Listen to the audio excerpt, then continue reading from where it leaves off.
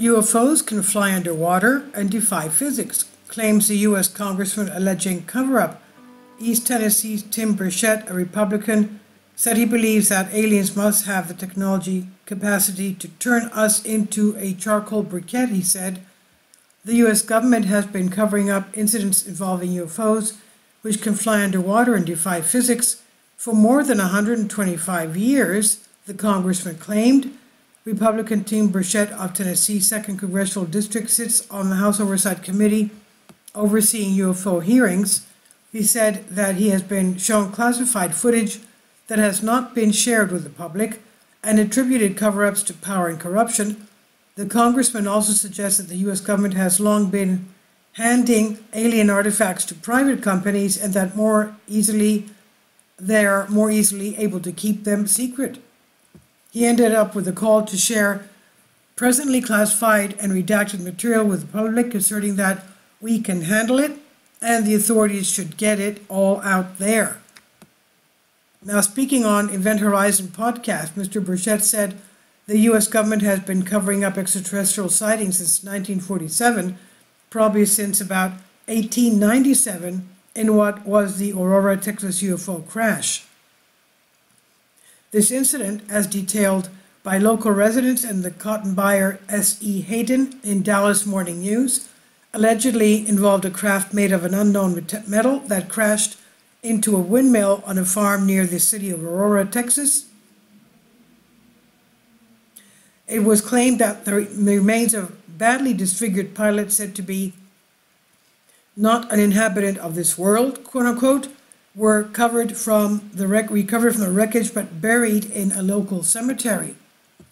However, in a 1980 interview, the Time magazine said then 86-year-old Aurora resident Etta Pegues explained that Hayden had made up the entire story.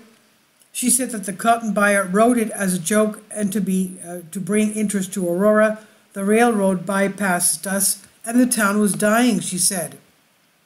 Mr. Burchett also said that the alien spacecraft can travel light years or at the speeds that we've seen defy physics as we know it. They can fly underwater and don't show a heat trail, he said. He also imagined that if aliens have technology unlike anything developed on Earth, they could turn us into a charcoal briquette.